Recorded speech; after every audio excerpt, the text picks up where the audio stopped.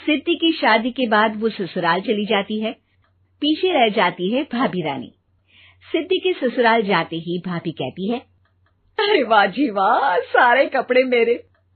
हाय रे पैंट, अरे वाह वाह, मजा आ जाएगा।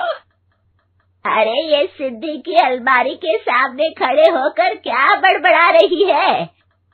जाकर देख मेहमानों को विदाई की मिठाई मिली कि नहीं। अब हाँ माँ जी, क्यों नहीं, लेकिन पहले कपड़े तो बदल लूं। अब रानी आ जाती है सिद्धि के उन कपड़ों में जो वो ससुराल जाने से पहले घर छोड़ जाती है। अरे रानी, कुछ दिन रुक जाती। अरे ये तो सिद्धि बिटिया को मैंने ही दिया था, बड़ा ही फबता था उस पर, तुझ पर तो कुछ खास नहीं लग रहा। अब वो ना मेरे सारे कपड़े गीले थे तो सोचा पहन लूं। वैसे भी सिद्धि को कौन सा दिन पुराने आउटडेटेड कपड़ों को पहनना है। वैसे भी ये सूट तो मैंने तभी पहना था, वैसे खास है भी नहीं ये।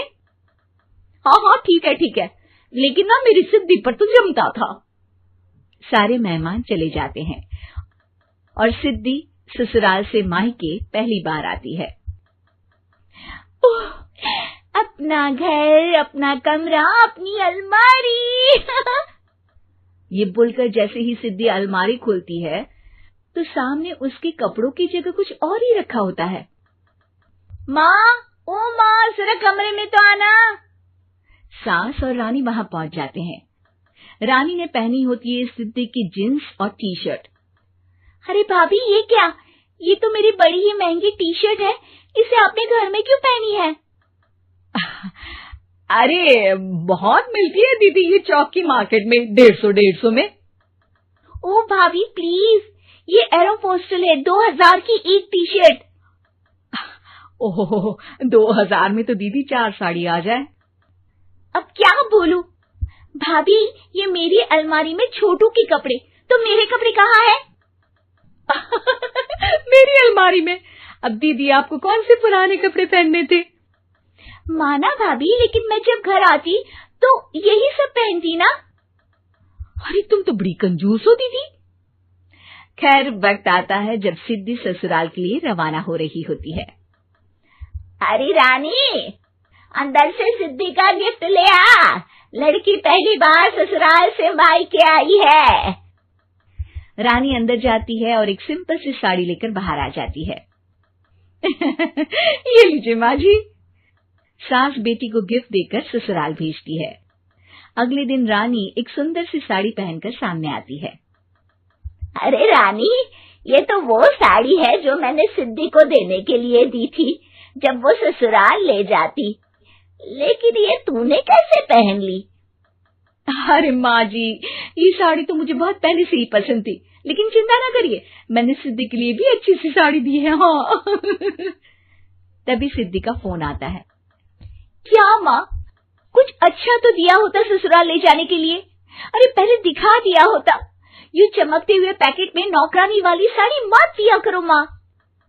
अरे बेटे, वो तेरी भाभी ने ना गलती से उससे पैकेट बदल गया। हाँ, मैं कल ही तेरे भाई के हाथ से तेरा वाला पैकेट भेज दूंगी। अरे रहने दो माँ, आई एम श्योर भाभी ने अभी वही साड़ी पहनी होगी जो तुमने मेरे लिए रखी थी। तुम तो समझ नहीं पाई उनको।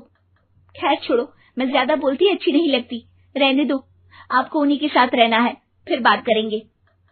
सास को रानी पर गुस्सा आ जाता है। वो उसके कमरे में जाती है जहाँ वो शादी का एल्बम देख रही होती है।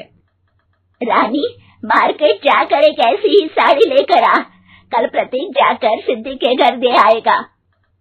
अरे क्यों माँ जी, कितनी साड़ी देनी है दीदी को? यहाँ कोई सेल लगी है क्या? अरे चुप कर, मेरे बेटी के हिस्से की साड़ी खुद पहन ली, अब ज्यादा ज्ञान बांट रही है। एक दिन सिद्धि का फोन आता है। माँ, मेरी सास ने आप सबको खाने पर बुलाया है। सारे लोग सिद्धि के ससुराल पहुंचते हैं। खाना खाकर वो लोग निकल रहे होते हैं कि सिद्धि की सास सभी को गिफ्ट देती है। अरे बहन जी, बेटी के घर का खाना खा लिया, यही बहुत है जो आप ऊपर से गिफ्ट भी दे रही है। अरे बहन जी, आप भी कहाँ इन बातों पर विश्वास कर रही हैं। सास सभी को गिफ्ट देती है, लेकिन रानी को जो साड़ी देती है वो अजीब सी हरे रंग की लाल रंग के बड़ी छाप वाली होती है। अरे छी, ये कौन पहनेगा? सासू माँ को तो जरी वाली इतनी सुंदर, और मेरे लिए ये नौकरानी वाली। अरे भाभी, दरअसल मैं जब भी घर आती थी आप वापसी में ऐसी ही साड़ी देती थी ना, तो माँ ने सोचा कि आपको आपकी पसंद की ही साड़ी क्यों ना दी जाए। बेचारी रानी, बोलती भी तो क्या। सिद्धि और सास रानी का चेहरा देखकर हंसने लगती है, तो रानी समझ जाती है कि अपने ही बिछाए जाल में वो फंस चुकी है।